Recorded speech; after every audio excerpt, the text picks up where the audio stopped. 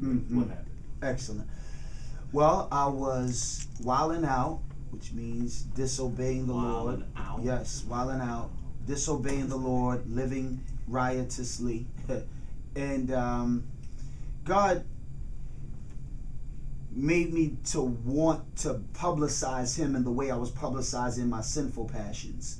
I just looked for a platform where the publicity of what my chief affection was. So what is that? And rap happened to be where my chief affections, which at that time were blunts and just, you know, living unto self. Rap was the platform for making that known. Well, when God began to dominate my affections, I wanted to spread that. And so hip hop at the time was spreading affections, bad ones. So I wanted to use it to spread good ones. And were you brought up in the church? I was brought up in the church, yes. And what church was that?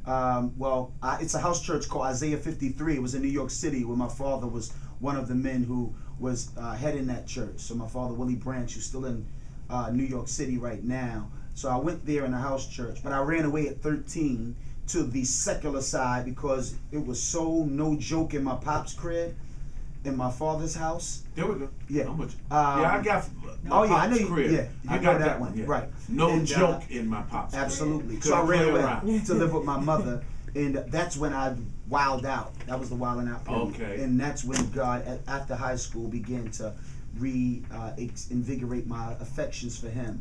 And so, what church did you belong to, or do you belong to in Philadelphia? In Philadelphia, I absolutely love Philly. Philly was a wonderful place for the Winans, and we just had great at Uptown Theater and the Academy, and I stayed on Market Street. Absolutely, Philly you know, I mean, you know several people there. I believe. I don't know if you remember Shirley Arthur. She used to be on radio there. She talked. Well, about, I tell you, I do remember. What was the old lady that ran for the council, city council? Louise. Okay. I'm not even sure. Yeah, because you know I'm out had of. to know. No.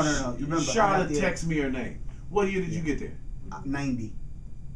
She was still there. Yeah, absolutely. But I was so. But you was wild out. Right. Well, no. By 90, I was in Bible college, Philadelphia College of Bible. That's what got me in Philly. Okay, so and I just was out of the gospel. I wasn't in the gospel. Yeah, but you would have this lady wasn't just gospel. What was the main radio station there? I don't even remember. Let me see. WBLS. That's New York. That's New York. That's absolutely. I don't even remember. It's been so long. It's been a minute. Are you still in Philly? I'm still there.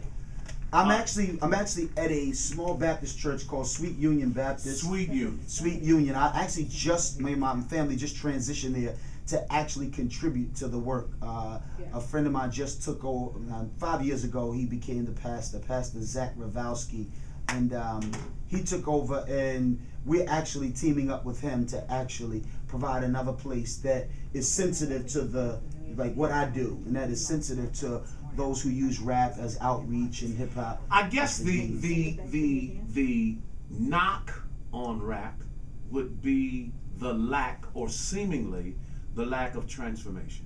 Absolutely. Address that. I would agree.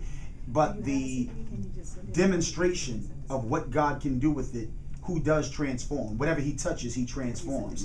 And so if you know the truth, if you know Ambassador, if you know anybody else out there that's doing it, you'll notice that before God transformed us, we would rap nonsense.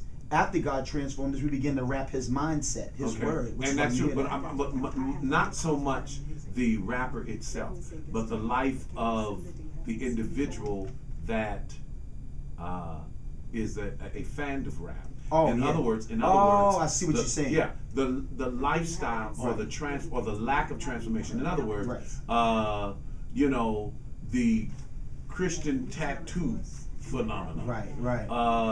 It seems as if, and I may be absolutely wrong, and that's the reason I'm asking you, because you would know.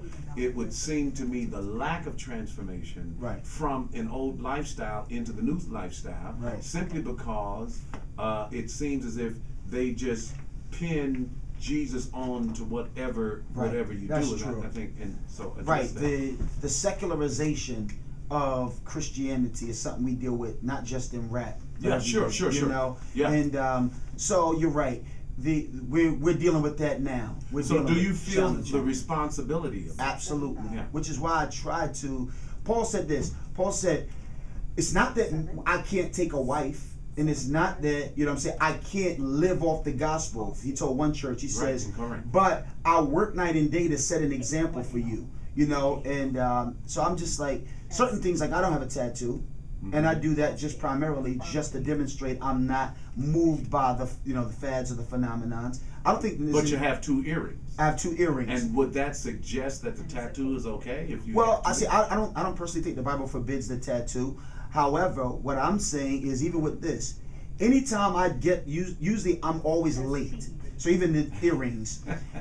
When no one's talking about earrings anymore, then you'll get it. Then I'll get an earring. Okay. If I believe it's not sin. I mean, if I don't believe it's sin, I'll get it, but I'll never get it when it's the new thing. When it's the fad. Right. I always wait till it's lost its luster as a fad. And then I get it, and no one's talking about it anymore, you know, because it's kind of okay. Absolutely. It's just it's engrafted into the way. Absolutely. Oh my goodness. We could do this all day. Yeah, and we could, and we should. So we'll have to have the ambassador back. Please do. Detroit, I love y'all, and look forward to the new stuff that's coming out. I have a new project. Let me just tell people, a new album coming out. It's called Stop the Funeral. It'll be out July 12th of this year. July 12th. And so you'll have to come to Detroit. Absolutely, definitely. All right. It's been a pleasure. My pleasure.